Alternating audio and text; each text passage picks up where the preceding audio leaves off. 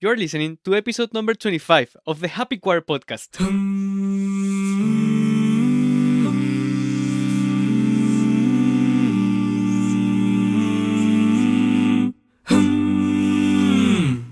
Whew. Okay, I just had to do one because in the last episode I did too many, and then I didn't want to do too many right now, but I couldn't help myself. I am your host and creator of the Happy Choir podcast, Carlos Cordero, helping you connect with others through choral music. I'm sorry for that awkward kind of intro, but that's just the way I am. I like to be silly and I like to share myself the way I am. Today, I bring Stuart Beatch. He's a composer from Canada who's living, I think, in the coldest place in the world or something like that. I mean, it gets crazy cold there. But today he comes here to the Happy Choir podcast to talk about queer choral music. How awesome. Also, it's a very, very catchy name, and you will learn all about his career as a composer and how he discovered along the way that this was the message that he wanted to do. It was Stuart share with us his journey, the challenges that he faced, and how many musicians have come together to help him bring this to the audience, to the concert hall, and how it has affected both his life and their life. This is such a wonderful message, and I'm excited for you to hear from Stuart himself to speak so passionately about these pieces. Before we dive in, just a quick reminder of the ways that you can support the Happy Choir podcast. You can go to patreon.com/composercordero, and for as little as $3 a month, yes, that's just $3 a month, you can help us so much. You can share your favorite episodes with your favorite or non favorite people. And also, leave a review in iTunes, and I will love you for that. Today, in the Happy Choir podcast, is Stuart Beatch. Hi, Stuart. Hi, Carlos. Welcome here to the podcast where we talk about everything that has to do with choral and sometimes even no. But thank you so much for taking the time to talk to us and our audience. I'm sure that this will be a very, very interesting episode now. Yeah, well, thank you for having me. Of course.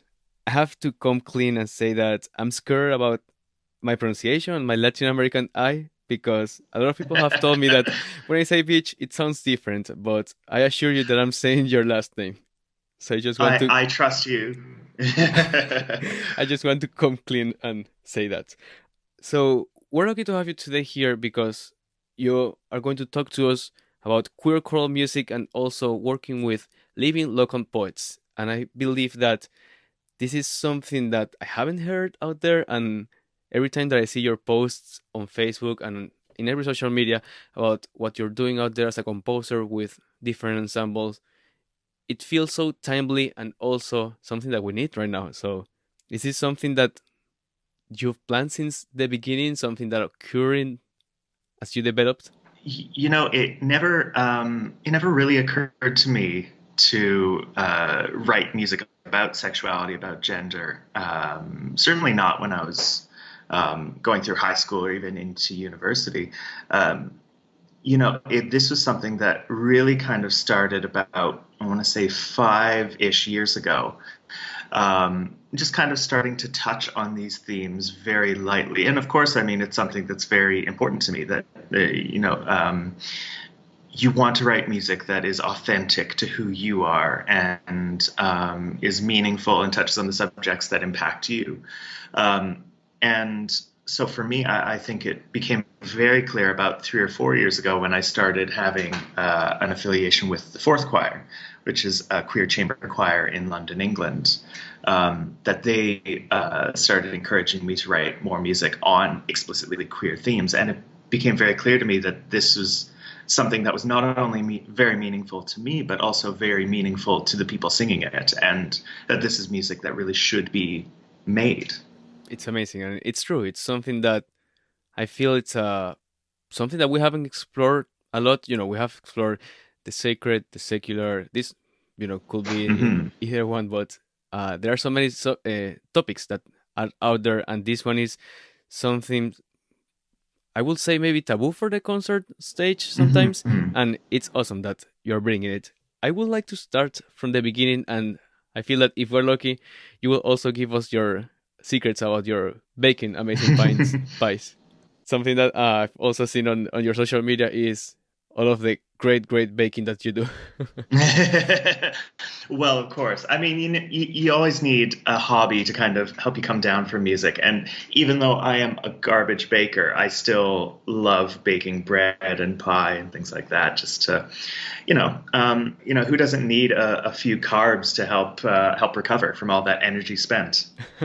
People, he's like, all of those pies look amazing. And I Well, bet I that they think so. taste amazing too. So let's start from the beginning and just a random question. What is your favorite pie then? Oh, it has to be apple. It's always apple for me.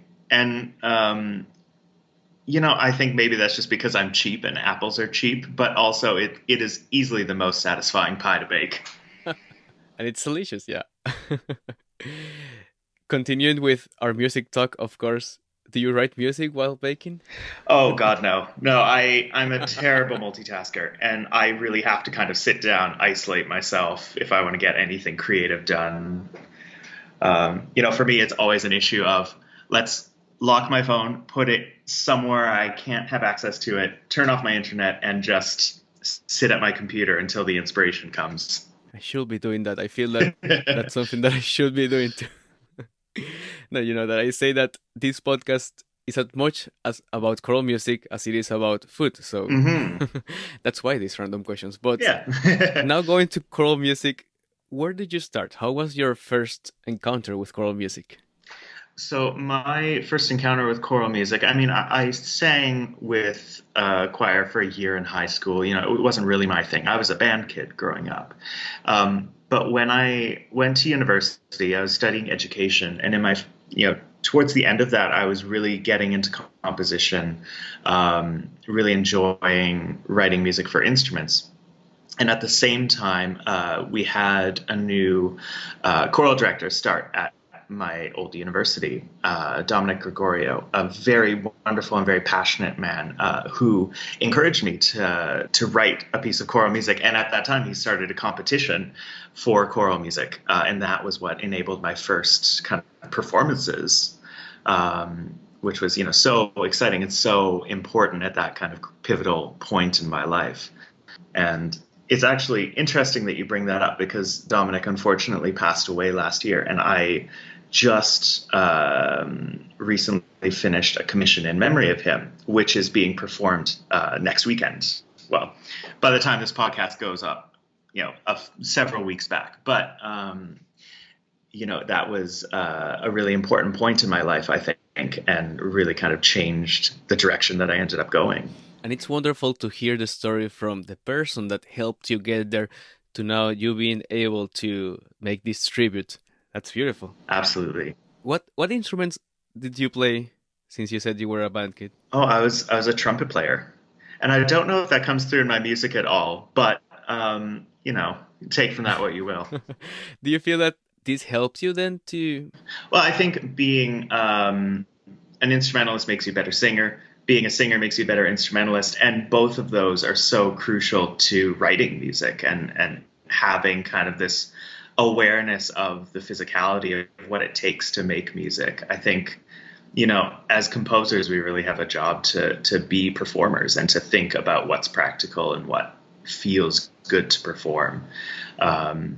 So yeah, I mean, it definitely impacted how I approach music, although I haven't been playing trumpet for many years now. So maybe I can stop saying that I'm a trumpet player at all and just say I'm a singer. Well, you played, so that's Yeah. already a fact. It's interesting for me because, well, all of the things that I get to learn here in the podcast as I interview people are all of those little nuances that make our career, and they don't always go, straight line.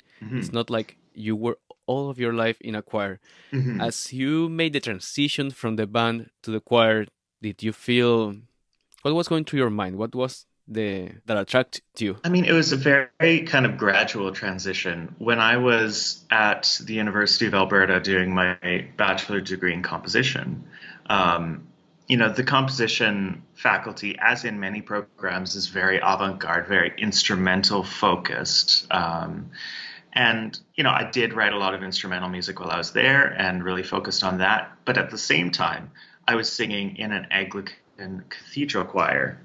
Um, and, getting to hear this rich heritage of choral music coming from England, um, that was more inspiring and more influential on the music that I ended up making, and was part of what really inspired me for several years. Um, and I think, I sometimes joke with people that I think that that experience of just singing in a choir was probably more useful than my 2 years of studying at a university was, just as far as, expanding your horizons and exposing yourself to music and performing it and just finding out what works. I was just talking to another composer, Matthew Leon Hazard, here in the Happy Choir podcast, that he said that even though he had great composition lessons, he feels that his best composition lessons came from the choir, Mm-hmm. from the choral rehearsal. And I totally agree with that, because so many of the things that I've learned to write music come right there from singing it, from being exposed to it. Even as an audience member, I feel that it teaches me something. Mm-hmm. Absolutely. And I think, when we're in lessons with teachers, and the best teachers will um, be able to guide us, be able to teach us kind of those practical things of structure and of artistic nuance and things like that. But as far as how to write well kind of constructed choral music, and especially with choral music, there's so much that you just have to learn from the people themselves and from sitting down with the group and working directly with them.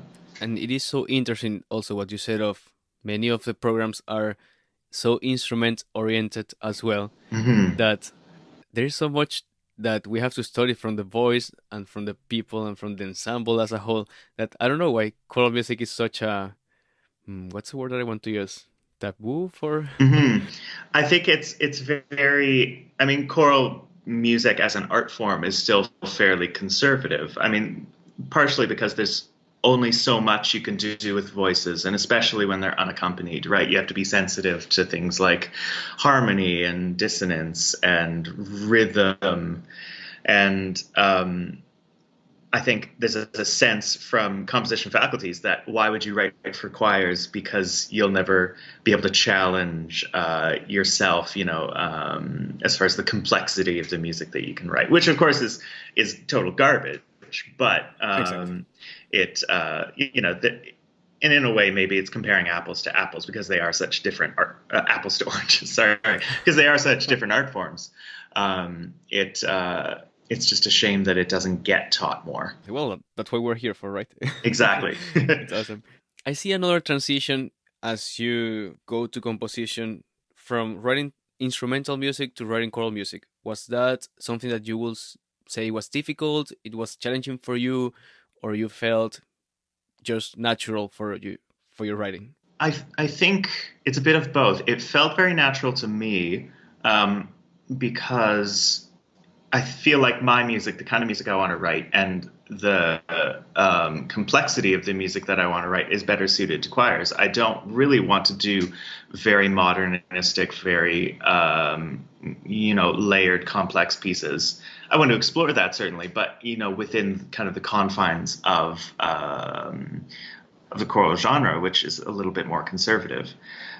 So it felt very natural to go in that direction. But of course, there is that learning curve of, when I was writing my first choral pieces, I wrote some things that were just outrageously difficult because you don't understand what does and doesn't work, or something that you might want to try out, some kind of experimental thing or idea that you want to explore ends up being, beyond any reasonable expectation for a group to be able to pull off.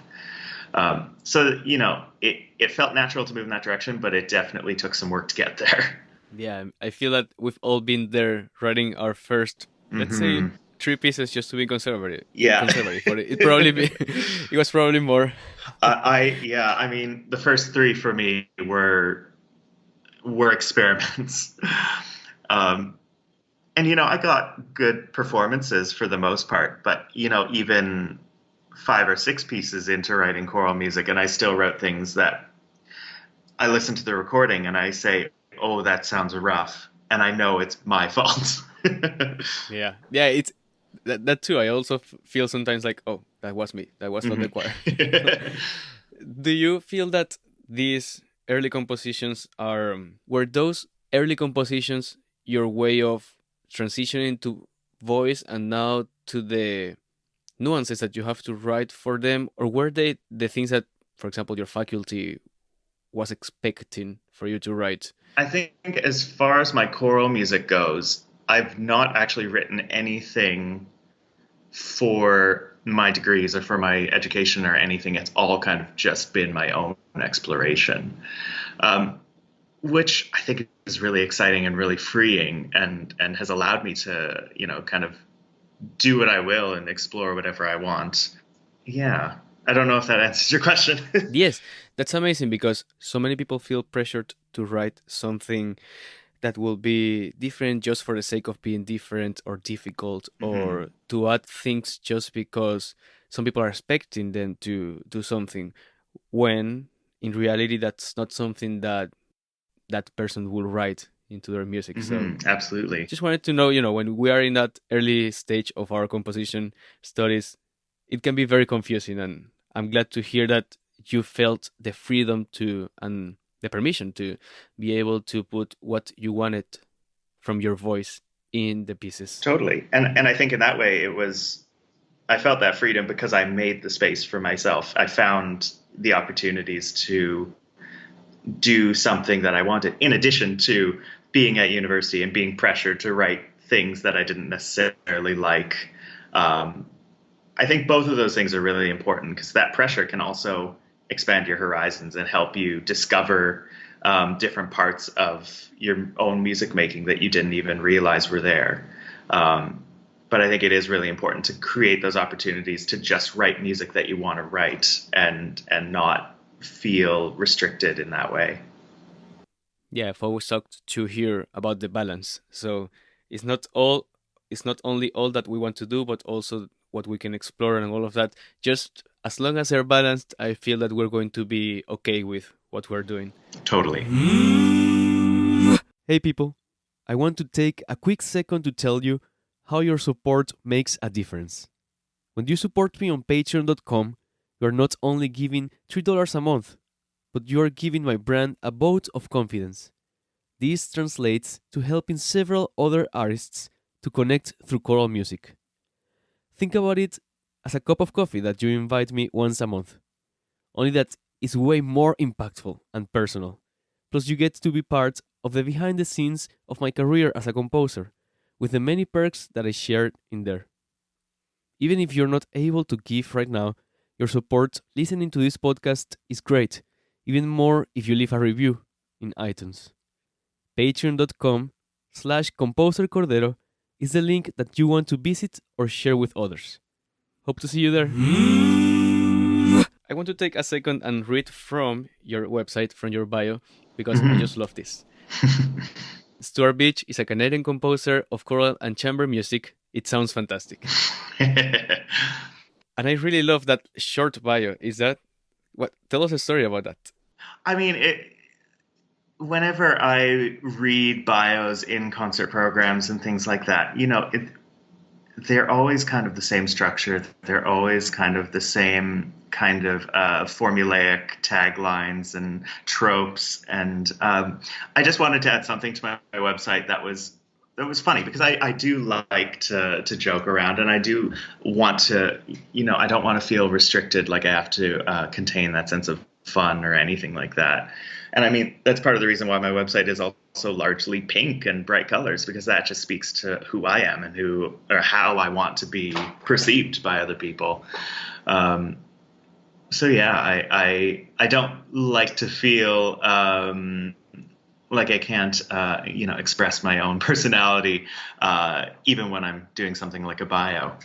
I love it because then people will instantly know who you are and how do you express, and it's just so honest that and brief, that I love it.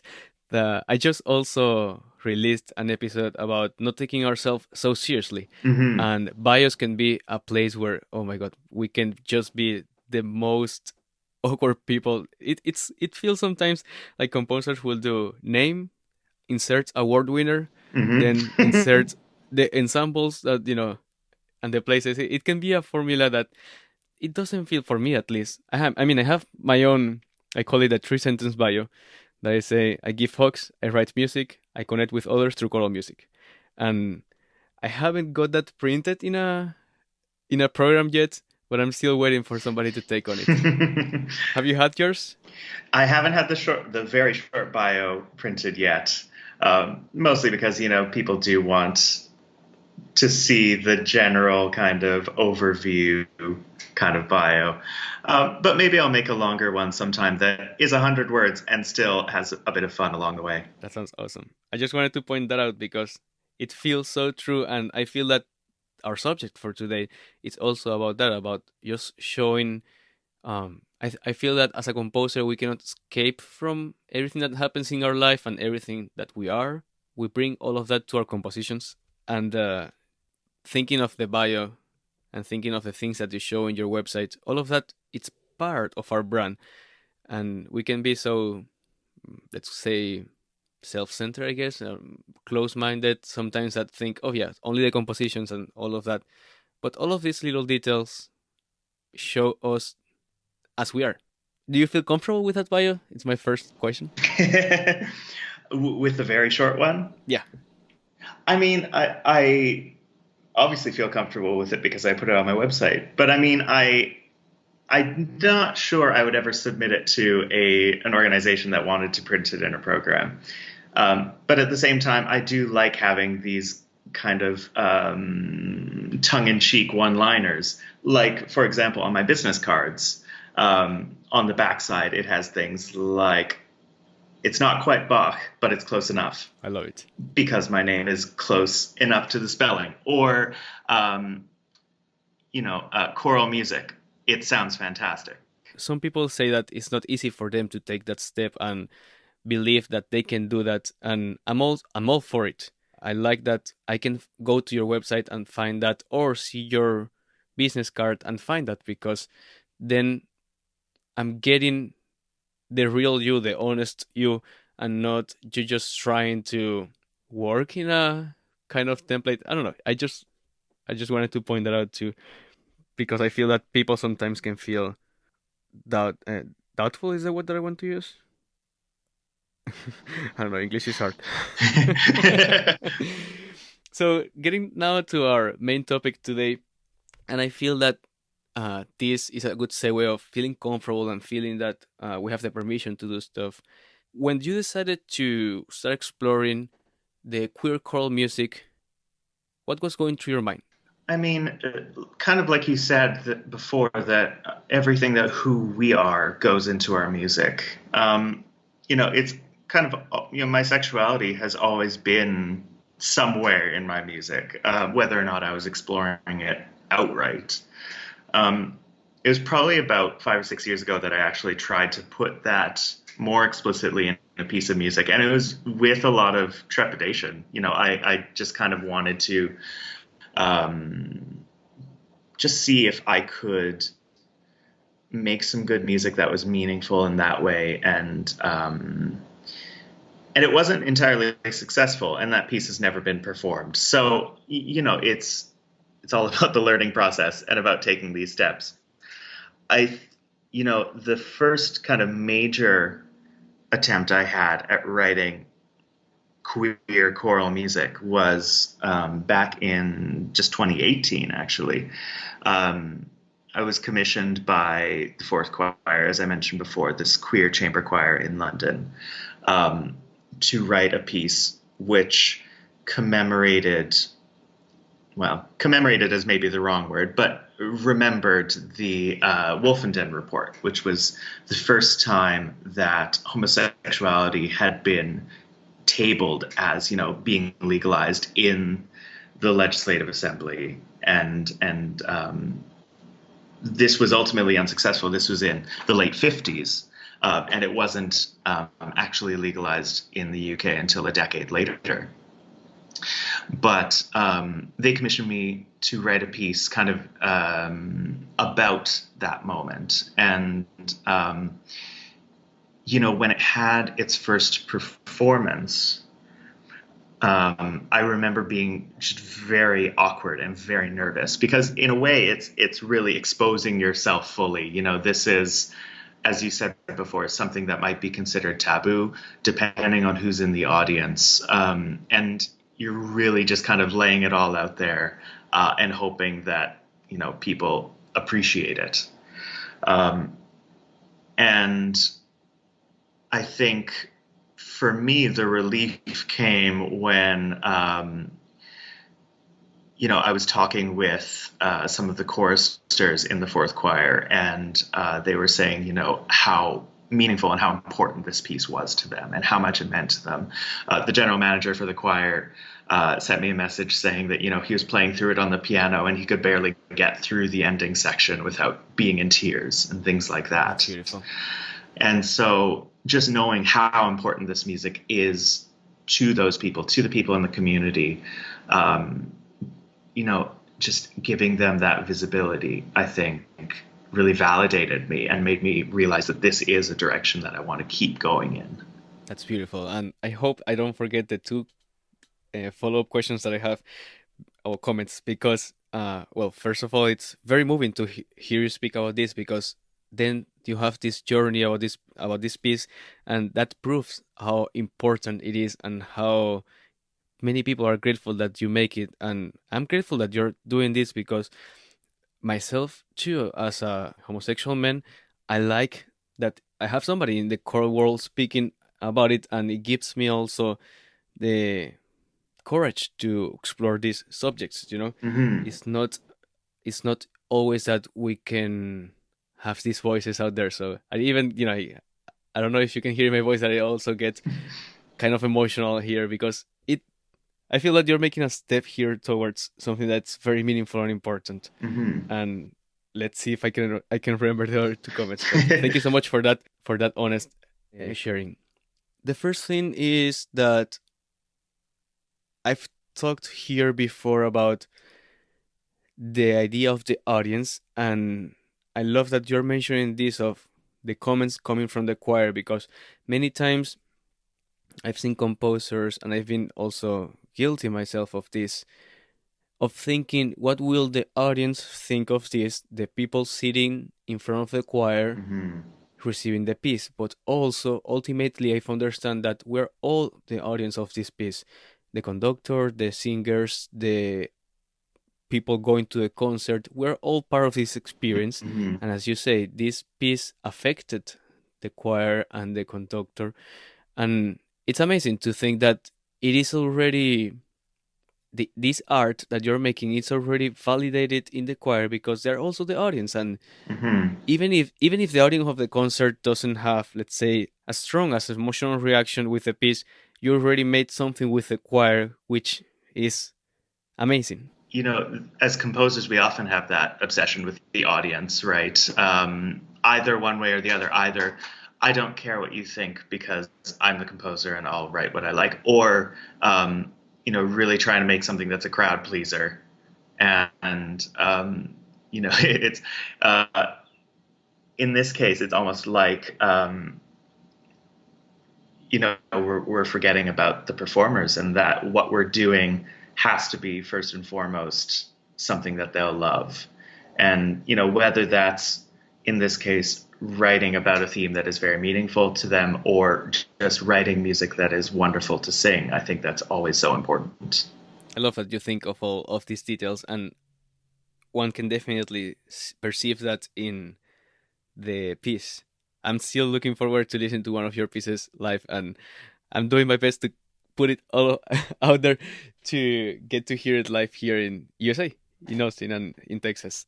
The other comment too about what you just said was more of a question.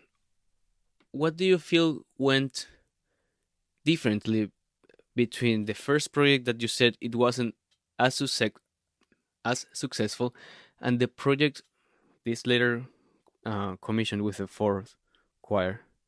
Was there something different in the music or in the subject, in the topic? What was it?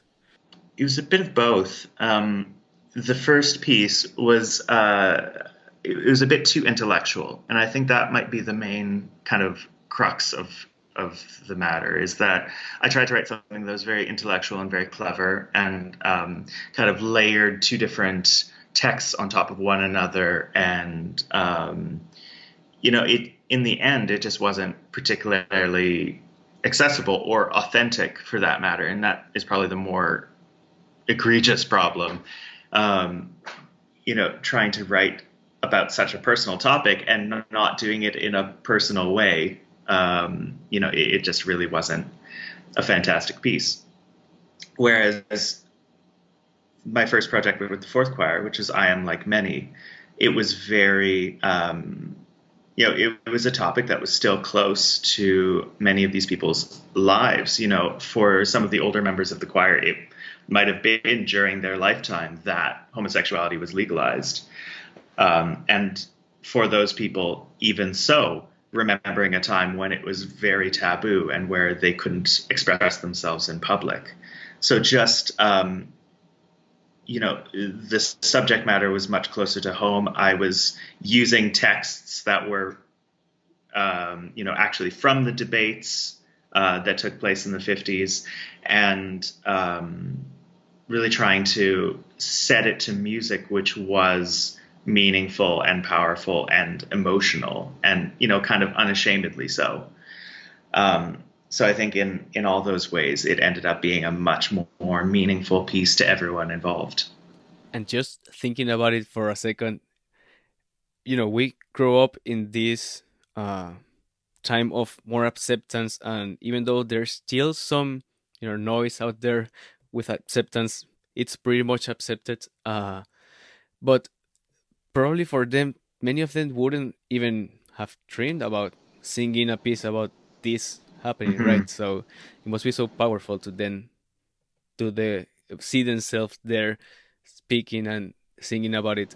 It's just a Mm-hmm. whole experience. Wow. And this is probably why I've enjoyed writing queer choral music and just queer music in general, is that, this is really cathartic and really meaningful to be so open and explicit about these themes, and to really be giving that visibility that never existed before. Well, yeah, and plus, being gay is awesome. So, Yeah, exactly. I myself, years before, if you ask me that, I will be saying that, I will be like, what?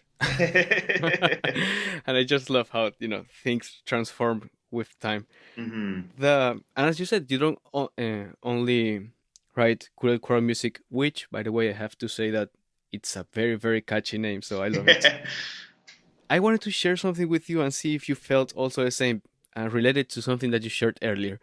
I sometimes feel that I write pieces for myself as well. So, not intentionally, but in the middle or at the end when I have the piece, I feel it's as much as a message for the audience and as it is for me too, like something that I needed to explore or think about, or something that I needed to internalize better. Do you feel that as well?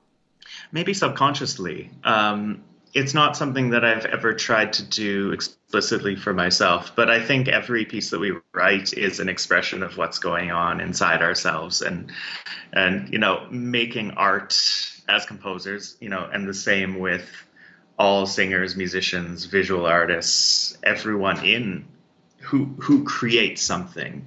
I think we use our art as a way of expressing ourselves, and as a way of exploring ourselves and knowing better who we are. So yeah, I certainly agree with that statement. Yeah, and also what you said is that no matter if in which area of the creative land we are, it's true. We use it as a medium to also understand what's going on in our life or what do we want it to happen. It's true. I just want to quickly remind you that all of the links that are mentioned in this episode will be in the show notes in thehappychoir.com/podcast, or find it in the description of this episode. Also, once you are there in the website, you can subscribe to the newsletter. This will come with a $20 discount for your next choral recording. A free guide that I've created just for you on the things that I've discovered in my career on how to be a happy composer, conductor, or singer. You will also receive a weekly email with podcast episodes, blog posts, and music. I hope to see you there. Now, let's get back to this episode. Did you face any obstacle where doing these projects, maybe internal or external? I think sometimes the biggest obstacles we face are inside, just, what we're willing to do, how much we're willing to expose ourselves. And I think actually working with this queer choir has been really, really helpful in getting past that. Their mandate is so clear, and they do so much work to pursue these projects and to make this music happen, and to create it in such a safe space. Having it performed by a visibly queer choir with a sympathetic audience. I have always felt that their concerts have been some of the most moving and most exciting experiences I've had in the concert hall, just as far as feeling welcomed and feeling like my music has a place. So, the obstacles really haven't been external, because I've been fortunate enough to have these opportunities where, I can really explore these themes freely. That's true. When you find home, basically, then you are free to explore and to make your art. And that's something that, we all strive for, that we want to achieve.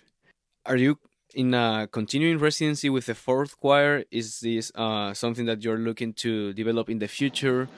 Well, at the moment, I believe my time with the fourth choir is up. My original, I should say, I've been their composer in residence now for a couple of years, and as part of that position, they commissioned me for 3 pieces, which they have.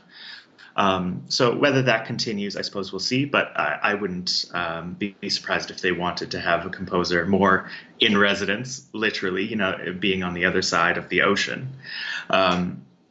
But I think that's been a really exciting opportunity to be able to collaborate with them on a regular basis and get to know those voices really well.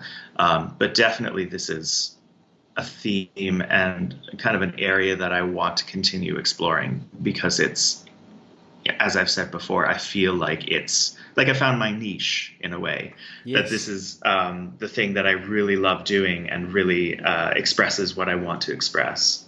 And listening to your experience with the first choir also, it seems to me that the connection was as much musical, as much emotional and meaningful. It was a whole journey for you as a composer and for them as an ensemble to bring these pieces to life. Absolutely. Do you know how to now take this idea out there in the world, or do you feel that it will require some special creativity? Well, I mean, I obviously, because it is a sensitive topic, it is something that would probably never get, completely accepted everywhere. But at the same time, I think we're seeing a trend towards choirs really wanting to do music that is,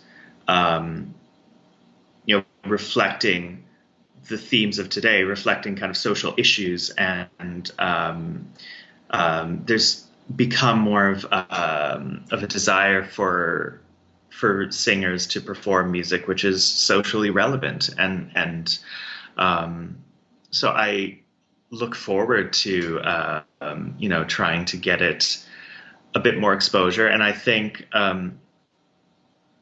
especially, I guess I would say there are many composers writing about love, for example. So if you take a love song out into the choral world, it might get lost unless it's a really remarkable piece. Whereas I feel, that I'm doing something which really hasn't been getting a lot of attention, which I should say hasn't been done enough. And so, I look forward to sharing that music with as many people as I can. Yeah, it's basically on explored land that you are giving that voice to, and it is so amazing to then be able to speak to people about it. As a, as we talk about this, it might be just my dream. I always go out and dream in my head, but what if you could curate a whole concert of queer choral music, or work as a composer in residence with choirs that are not necessarily queer choirs, but also that want to bring this awareness to their audience or to their organization? That would Mm-hmm. be. Is that something that you would like to do? Oh, I'd love that. And I mean, there are certainly organizations out there who are starting to explore this more in various fields. There's a group Chamber Queer in New York who does a lot of work with chamber music in on queer themes. And actually, I feel like in chamber music there is kind of this trend of small sets of musicians wanting to explore these themes and working with young living composers to do that. But in choral music, it is still a bit conservative, and it would be really great to see a whole program of music explicitly on those themes. And I always liked also to think on packages and the way of, then you have the composer then, and then you can talk to the audience not only about the process but also about how does it personally feels. I mean, it's a whole experience that I feel that we need it out there. It's exciting. It's exciting to think about uh what all the things that you can do with now what you find your niche. Following this choral queer music, and then you said queer music, how does it has developed out of choral music for you? Last year, I composed a queer song cycle, which is a really exciting collaboration with a local poet here in Edmonton. Um, and, kind of in the same way that I had mentioned chamber musicians exploring queer themes, this is a really wonderful chance for me to explore queer themes for a solo singer. Trying to see what I can do with just those really restrained forces. But as I mentioned, getting to write a piece of music with a text by a local poet, someone who I can actually call up and get coffee with and talk about, talk about their poetry and talk about what I want to do with it was really exciting. In this case, it was a local poet by the name of Matthew Stepanek, and just a really wonderful man who does a lot of great work in the city and has written a lot of very kind of explicitly queer poetry about past lovers and past experiences as a gay man. And nothing erotic, but at the same time still kind of exploring sexual themes in a very poetic way, using lots of metaphor and things like that. I ended up meeting Matthew for coffee just to talk about his poetry and get an idea of what I could do. And I think what was really most exciting and why I would really encourage people to work with living poets and especially local poets is that, he kind of gave me carte blanche to do whatever I want. He said, here's a book of poems I've written. Take what you like, change what you don't. And, it was exciting to be able to not only talk to him about what I wanted to do and to be able to share that with him, but also to get his opinion and, ask him what he thinks. And, when I had a set of poems that I thought worked together, getting his ideas about, how those fit together. And yeah, it was just a really kind of fun experience. And particularly because, living poets are writing poetry for today. We all as composers have the tendency to fall back on, old favorites, poets like Sarah Teasdale or Walt Whitman or Shakespeare, all of which I have done settings of because it's wonderful poetry. But at the same time, there's so much that can be expressed by today's writers that couldn't be back then. For example, queer themes, that I think offers some really wonderful and exciting opportunities.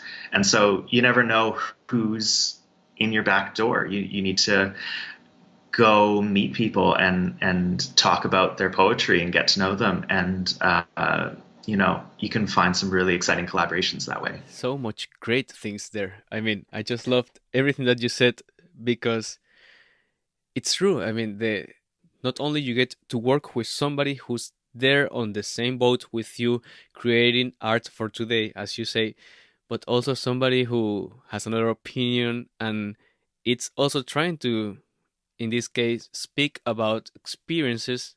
Something, as you said, maybe you won't find that on poetry that's public domain. I mean, we might, it might have been too much trouble to write something like that. So it's just amazing, and to be able to connect with somebody is just an added bonus for the project that allows you to even learn more about everything about what you said. Is just amazing, and I should just repeat all of that because I love how you talked about go there and find somebody who you can share with, a living poet that can just create a relationship with and work together on the project. Thank you so much for that. Do you have any announcements that you want to share with us? Stuart, what will you be? What will you be? Stuart, what will be your advice for the composers out there thinking of writing queer choral music or thinking about exploring new themes? Well, kind of like I've touched on already, just, you have to write music that is meaningful and expressive and speaks to who you are. And, the way that you will reach people and the way that you will write music that people want to perform is if it's music that you believe in and that represents you. And for me, that was exploring my sexuality, and that ended up being, in many ways, even more meaningful for the people who wanted to perform it. So, just keep exploring yourself and find the music that you need to make. Okay. That's beautiful. And where can people find you online?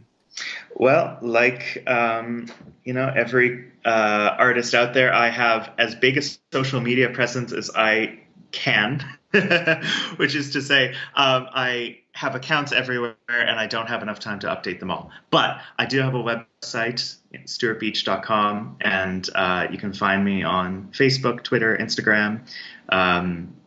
Seems like I'm most often on Instagram, even though half the time it's about my baking.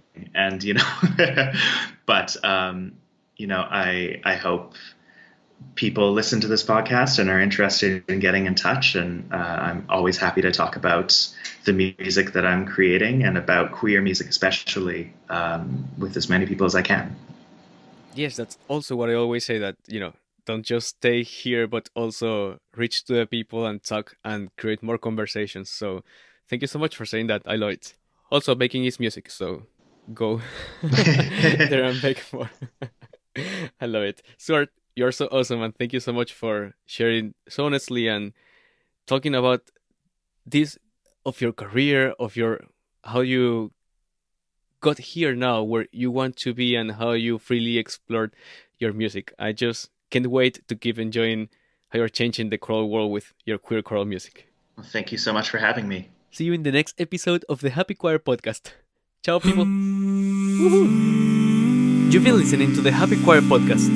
For more information and show notes, visit thehappychoir.com. You are listening to part 2 of episode 25 of the Happy Choir podcast.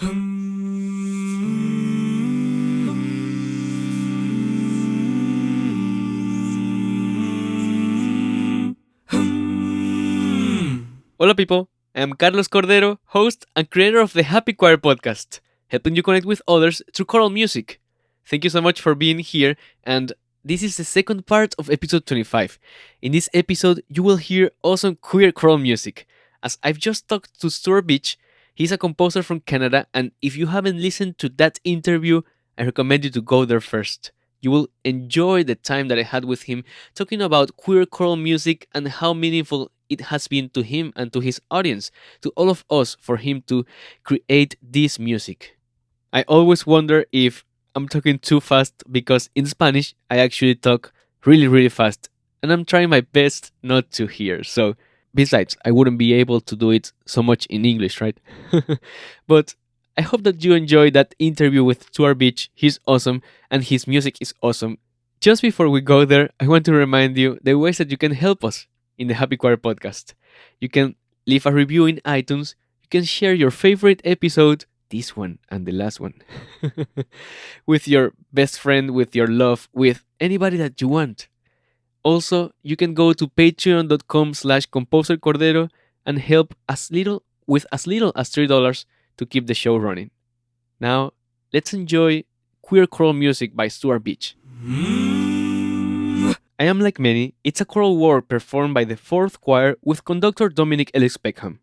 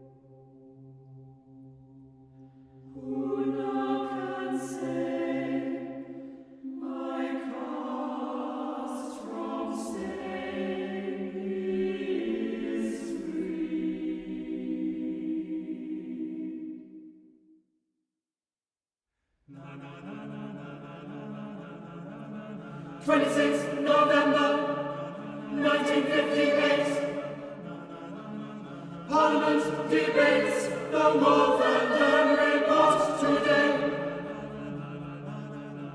The House is torn by the problem it faces, by the distinction between sin and crime, by the risk in the remedies it might propose.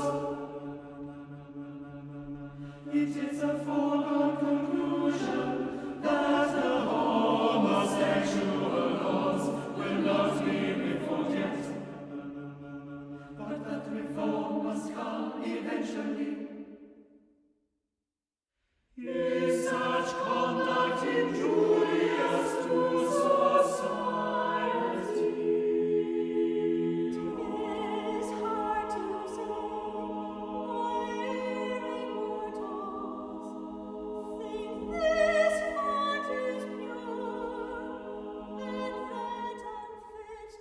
Great nations have fallen and empires been destroyed because corruption became widespread. A matter for the private conscience. And tell us casuists, were statues meant to skirt the wicked or the innocent? These persons are a malignant canker. If allowed to grow, it would eventually kill what is known as normal life. That little spot which constitutes our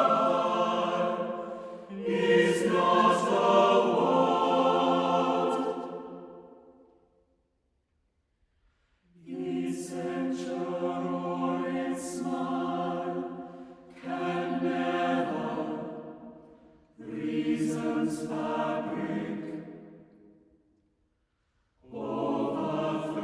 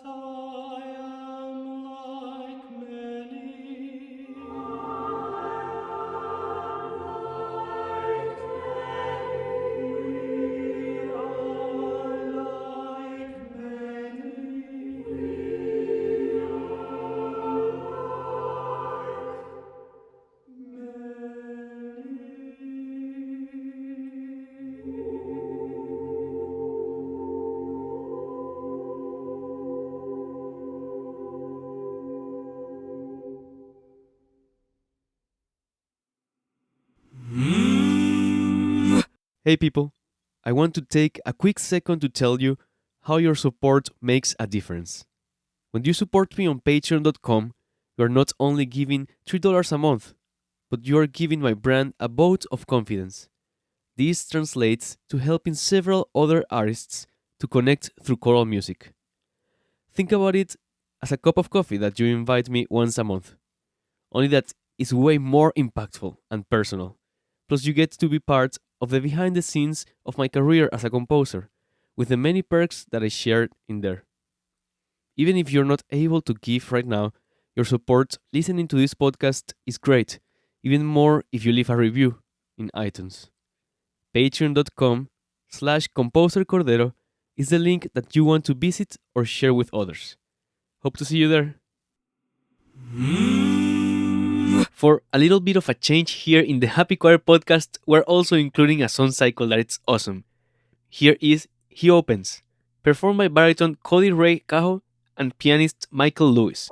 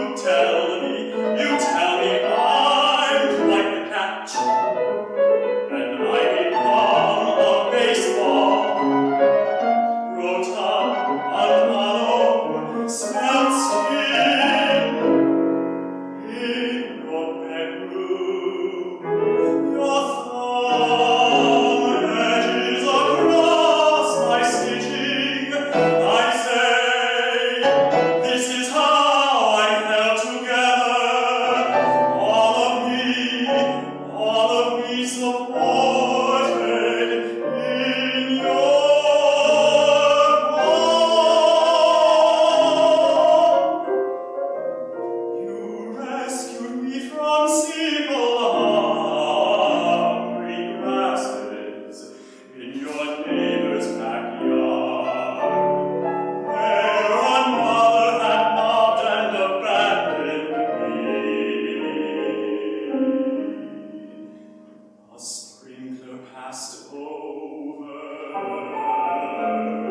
Summer after summer, after summer, after summer, after summer, I am waiting for you now to write your name on my body, shift into myth.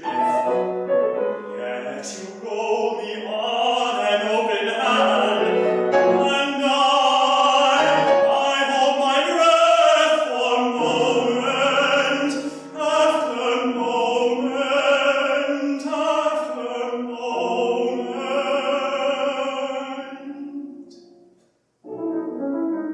waiting to slip off the ends of your fingers and roll under your bed.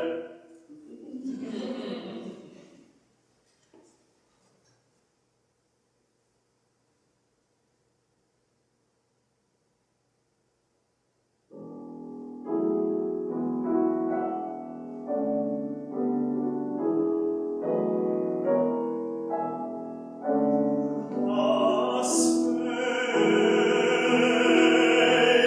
where I kept you was only commodious for a summer. And how could I have guessed your heart was budding and branching toward an autumn that would rust our leaves?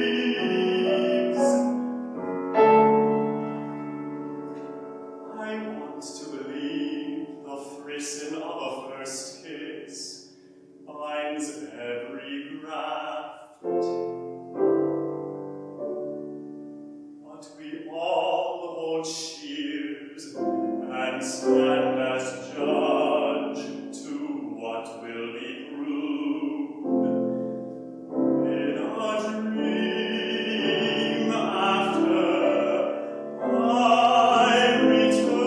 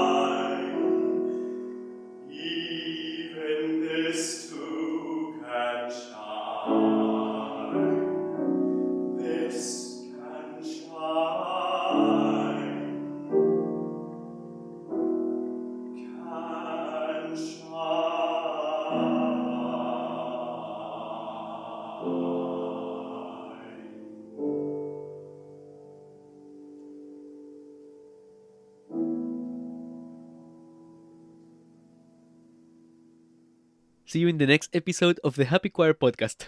Ciao, people. Woohoo!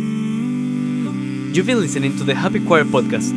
For more information and show notes, visit thehappychoir.com.